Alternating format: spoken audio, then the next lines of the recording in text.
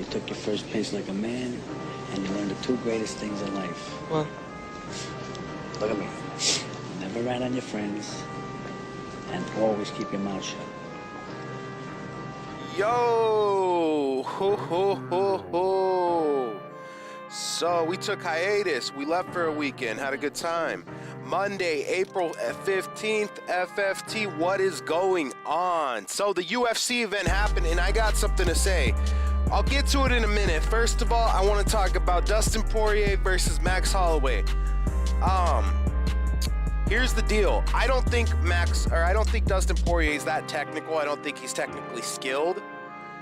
But I do believe Max is more technically gifted, and he knows how to execute angles better. But what I really saw there is, if you've ever, it's almost as Dustin Poirier was just way too strong. It was almost like he was just hitting through his guard.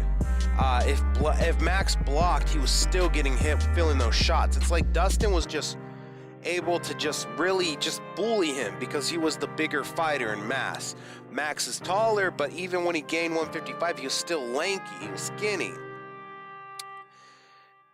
Dustin just really showed his strength, and we just saw a clear-cut difference between a natural big 155er and a small large 145er. Small 155er, but some consider large 145er. It is what it is. But I'm not impressed with Dustin Poirier as much. I feel like I just feel like technically wasn't there. I feel like he if he would have fought someone who had a little more, because Max, the problem with Max is Max could like easily was really catching him with good stuff, but Max can't hurt him. It's almost like Max had pillow fists. Max could not hurt Dustin Poirier. Dustin Poirier could just absorb everything and keep hitting Max, and Max was getting rocked because Dustin's a big 155er. Now, I'm not saying Dustin's a cut baby or anything like that. I'm just saying you could tell the difference between the two men in their power and how they hit. I think it's funny they're hyping Max up to jump to 155. I thought maybe I thought he would win because technically he is the better striker. He knows what he's doing more in there when it comes to like angles and executing punches and combinations and like coming up with the game plan and executing it. But it's just like I said, Dustin, I don't want to say he's not good, because obviously he's a top-ranked guy and he's the interim champion. But what I want to say is he didn't show anything.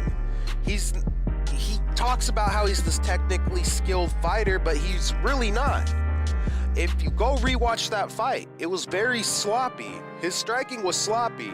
And, I mean, obviously you could be like, well, you're an idiot. You don't know what he was doing, and it was working. Yeah, it was working because he was able to bully the man who had a smaller frame than him. Max Holloway couldn't hit. If Max Holloway had a little power, P-Head would have been out.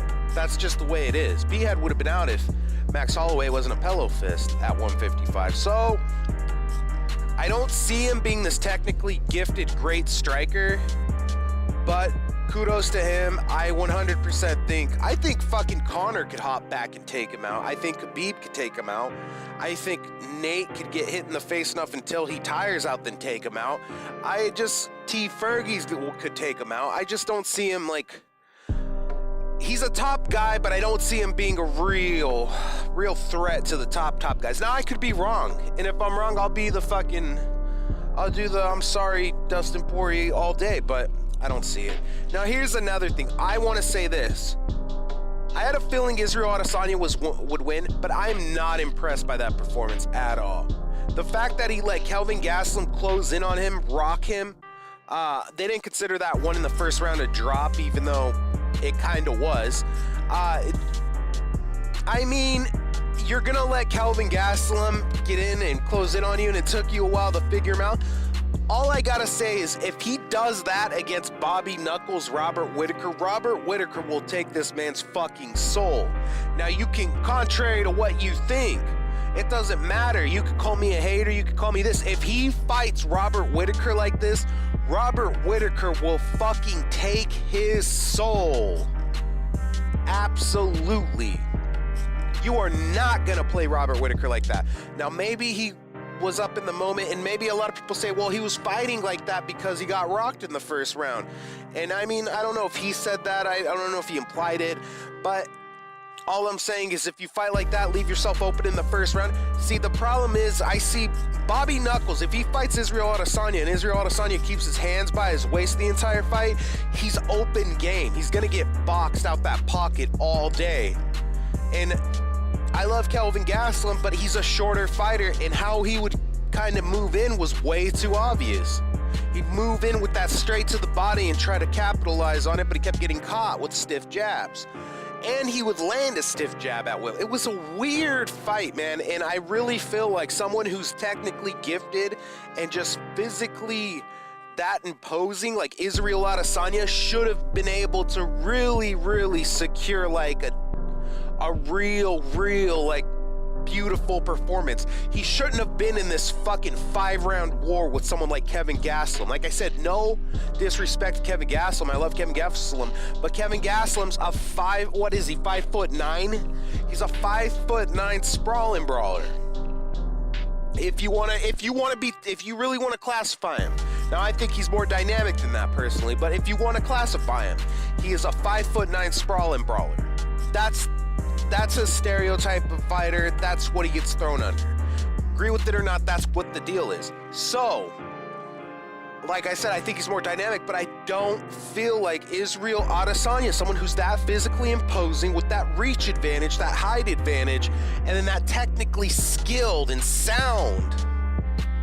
His ability to read, like I said about Max, he's able to read angles, pick his shot intelligently. I really feel like he shouldn't have fucking had this much trouble with Kelvin Gastelum.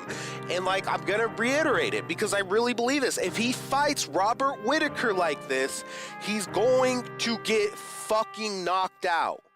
There is no way he isn't. You cannot show up to Bobby Knuckles, have your hands down by your waist and play this game with him, because he will take your fucking heart. It's just that it is what it is. It is what it is. This dude is very high level. It's a jump. You're making a jump.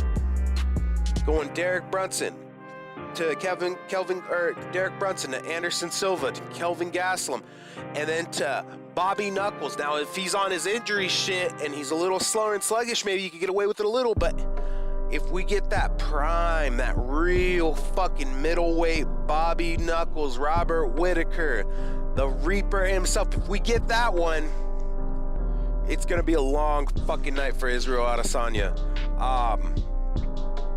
That's about it, man. That's all I can really get down on. FFT, it's April 15th, 2019. You already knew that. It's Monday night, baby. It's a beautiful night. Let's get it. Let's live it. Let's love it. Peace.